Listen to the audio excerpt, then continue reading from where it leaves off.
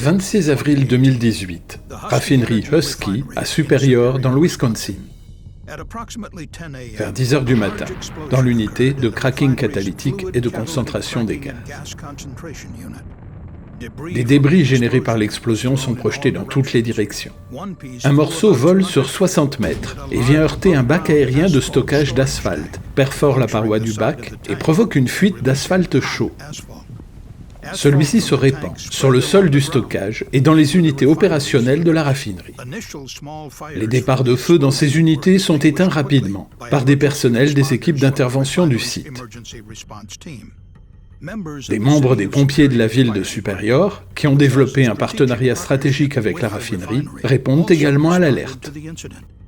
Le capitaine Cameron Volbrecht était sur place. Les personnels de la raffinerie sont intervenus initialement avec des moyens d'extinction à basse pression. Pendant que nous assurions l'intervention médicale, nous avions l'impression que l'accident était bien sous contrôle. C'est à ce moment-là que l'incendie secondaire d'asphalte a débuté. Le grand feu d'asphalte se déclare près des bacs de stockage et s'étend le long du flot d'asphalte vers les unités de cracking catalytique et de traitement du brut.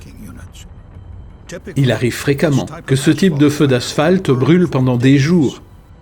Jérôme Quimby est le chef pompier et le responsable de l'équipe d'intervention interne de la raffinerie Husky.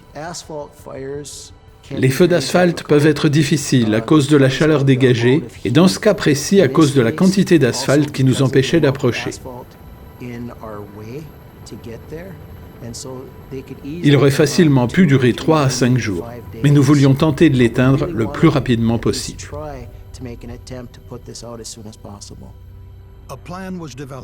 Une stratégie est alors mise en place, et vers 3 heures de l'après-midi, l'équipe interne à la raffinerie et les pompiers de la ville de Superior attaquent ensemble le feu d'asphalte. Un camion d'intervention s'approche de l'unité de traitement du brut, dans laquelle les pompiers projettent un produit d'extinction solide. Les intervenants utilisent également 2 lances mobiles appelées monitors pour projeter de l'eau dans l'unité de traitement du brut, dans l'espoir d'éteindre les flammes. Pendant que ces feux étaient en cours d'extinction, les secours s'approchent de la grande surface d'asphalte, dans la zone des bacs de stockage.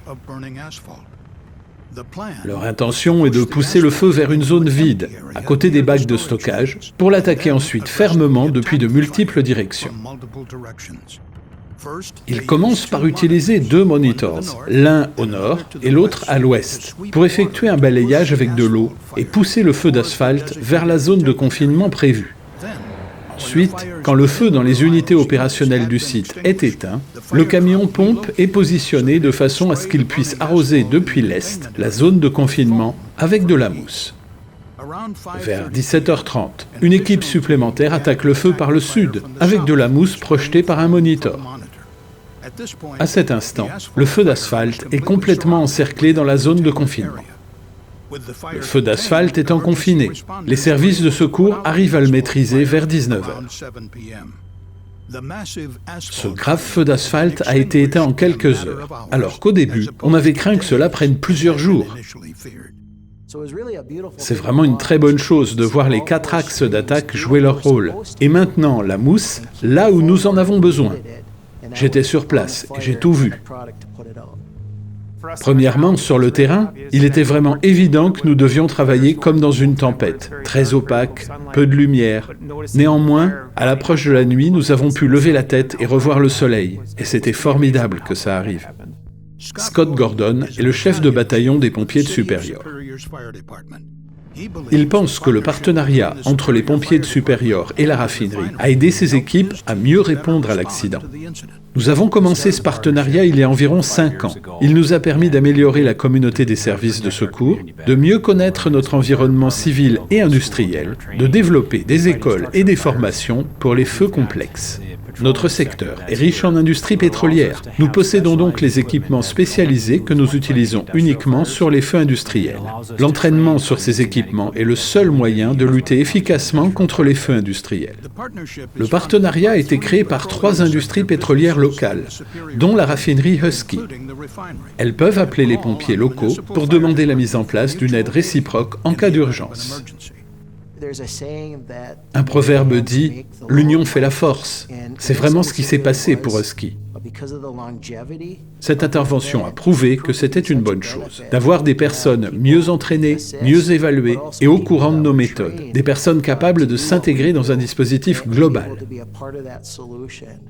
À travers ce partenariat, nous nous connaissons mieux, nous connaissons nos noms, nos visages, nos responsabilités respectives, ce qui nous permet de nous intégrer dans nos rôles et nous rend capables de faire ce qu'il y a à faire.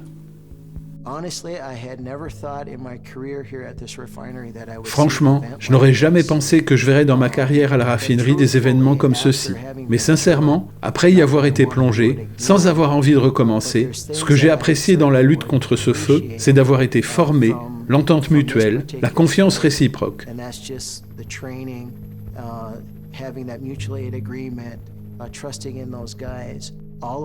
Tout cela a contribué à faire de ce jour un succès.